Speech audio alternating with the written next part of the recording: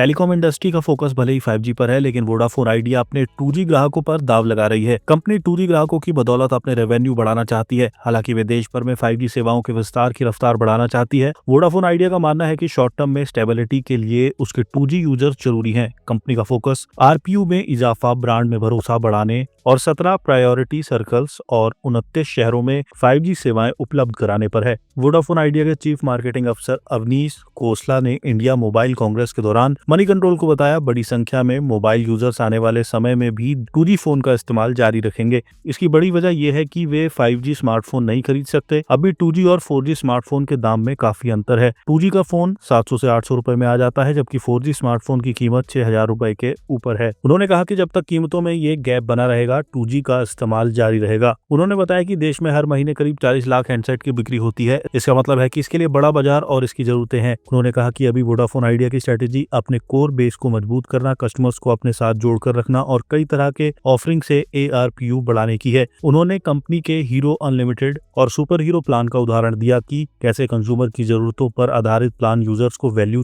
Chain में ऊपर जाने का मौका दे सकते हैं। खोसला ने बताया कि कंपनी ने रियल प्रॉब्लम के आधार पर अपने प्लान तैयार किए। इसमें नाइट टाइम यूजेस, वीकेंड में डाटा की जरूरत और डेटा इमरजेंसी का ध्यान रखा गया है। उन्होंने कहा कि अगर आप कंज्यूमर्स की प्रॉब्लम सॉल्व करते हैं तो वे पैसे चुकाने को तैयार रहते हैं। आज ग्राहक इसलिए ज्यादा पैसे नहीं चुका रहे कि प्राइस बढ़ गए हैं, बल्कि इसलिए चुका रहे हैं क्योंकि उन्हें वैल्यू दिखती है। उन्होंने कहा कि वोडाफोन आइडिया का पोस्ट पेड सेगमेंट, जो लंबे समय तक ब्रांड के लिए बड़ा आधार रहा है, उसमें फिर से तेजी दिख रही है। इसमें रेड एक्स और रेड फैमिली जैसे प्रीमियम प्लान का हाथ है। इनमें अनलिमिटेड डेटा, एयरपोर्ट लॉन्च और इंटरनेशनल रोमिंग शामिल है। इन्हें ज्यादा पैसा खर्च करने वाले ग्राहकों को कंपनी के साथ जोड़कर रखने के मकसद से तैयार किया गया है। उन्होंने कहा कि कंपनी का पोस्ट पेड बिजनेस रेवेन्यू और नए कस्टमर्स दोनों तरह से बढ़ रहे हैं। वोडाफोन आइडिया के शेयर 8 अक्टूबर को 1.31% गिरकर 9.06 रुपए पर बंद हुए। हालांकि बीते एक महीने में ये शेयर 24% से ज्यादा चढ़ा है।